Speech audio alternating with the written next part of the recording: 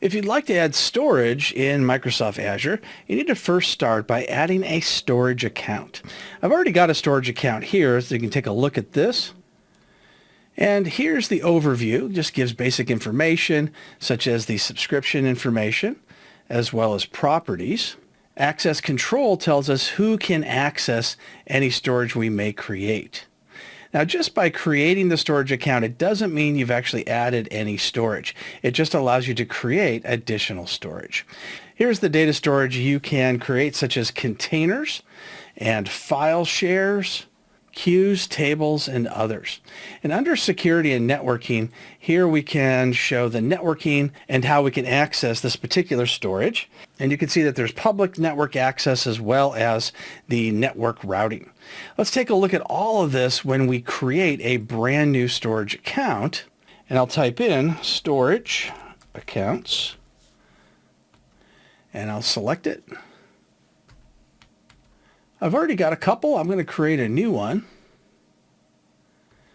You can see it's tied to my Azure subscription. So if you don't have a subscription yet, then you'll have to create one. Then it's tied also to what's called a resource group.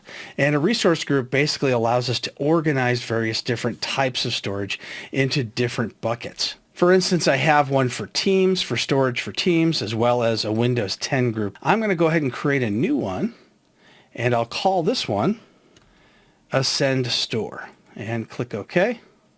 And there's my new resource group. Now I need a storage account name. And I'll just call this one Ascend123. And we see the region. Choose the region that's closest to you so you have the best type of responsiveness. Under performance, we have standard or premium. Obviously, standard is not going to be as fast as premium. But, of course, premium is going to cost more. So you have to decide which way you want to go. If you're using it just for backup purposes, then standard is definitely a more economical way to go, and you won't need high speed. But if you're using it to access files that you do on a regular basis, or they're very large files, then you may want to choose premium. I'll choose standard just for testing purposes, and under redundancy, we can choose several different options. We can choose locally redundant, which means that it's going to create a redundant storage within my same area. So if there's an earthquake that happens, that doesn't really help me, but it's a cheaper way to go. If I go to geo-redundant, you can see it's going to go to another area that wouldn't be affected by a local earthquake, just as an example. And there's also zone redundant and geo-zone redundant that you can choose. I'll just choose the local redundant. That is going to be the least expensive, and click Next. This first option to require secure transfers for REST API operations basically means that you need to access the storage using an SSL certificate. So you're not going to get any non-security or non-encrypted type of access.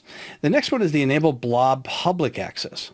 And this allows you to set up anonymous access to the system. So that means that if you would like to set up anonymous access, say from a contractor or from the public, something like that, to non-secured files, then you can check that box. It doesn't mean that your files will automatically be available to people without security. It just gives you that option. And then you have the option for storage account key access. And this uses something called shared key. Not a lot of people are using that. You can certainly go ahead and check that or uncheck that and take a look a little bit further before you make that decision. And then we have default to Azure Active Directory authorization in the Azure portal. So that basically means that you're going to be using usernames and passwords from any users that are in the Azure Active Directory portal. I'm going to go ahead and make sure that one's checked because that's what I want to use for my authorization. I only want Azure users into that particular area unless I decide to allow anonymous access. Now we have the minimum TLS version. TLS 1.2 is the most current. Anything else may have security issues. The only reason to go backwards would be if you have people trying to access this using old web browsers, and they may not support TLS 1.2.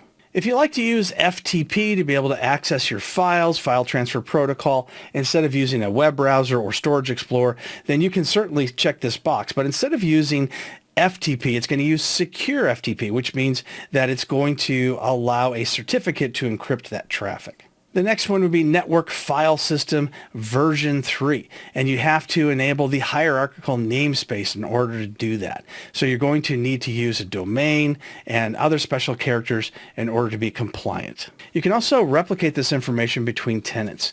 To create additional tenants basically is like having many different customers, and each customer would be a tenant or someone renting space from you.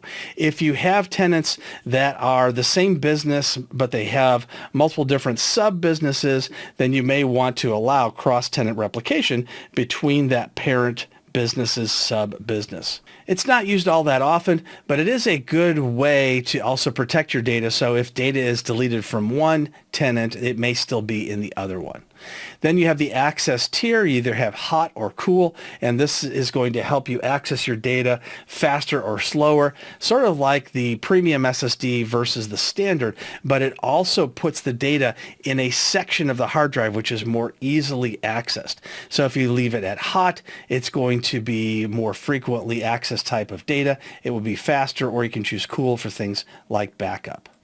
Let's choose networking next. Here's where you can decide between allowing public access or not. So you can disable public access, for instance, and go with private access, but then you'd have to set up a VPN tunnel between your location and Microsoft. One way in between would be to choose enable public access from selected virtual networks. So you could put in specific public IP addresses if you'd like to do that. This next section on network routing is crucial. If you choose Microsoft Network Routing, which I recommend, then what will happen is it will access the Microsoft network first, and then it will route between the Microsoft networks. So let me give you an example. Let's say you've got someone from India that's trying to access data, which is on the West Coast of the United States. If you choose the Microsoft Network Routing option, then the first thing it's going to do, it's going to go from India right into whatever the closest Microsoft shop is. And then it will upload that to the India Azure location, for instance, and then it will go from there directly to the Los Angeles Microsoft network location and then to the client. Whereas if you go internet routing, it's going to go from India all the way to Los Angeles, say, for instance, and then it will connect to Microsoft Network. So the faster way is going to be choosing the Microsoft Network Routing. Let's choose data protection. This allows us to enable soft delete. Soft delete says if I delete something, I still have 7 days to go back in and recover it. And you can change that to more days or less days if you'd like. Or you can disable soft delete and just go ahead and do a hard delete anytime you do a delete of any data. However, you won't be able to get it back unless you've backed it up someplace else. The encryption type, Microsoft Managed Keys.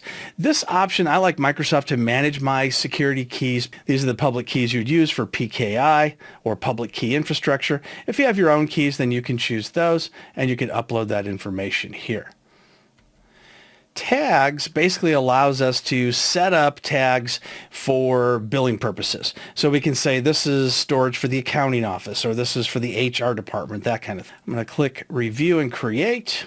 If your validation has passed, then that's a good thing. That means you can go ahead and create. If it didn't, then something will light up to tell you which category was a problem, and then you can go back and fix it. Now we see our deployment is in progress. Once that's created, then we can add storage into our storage account.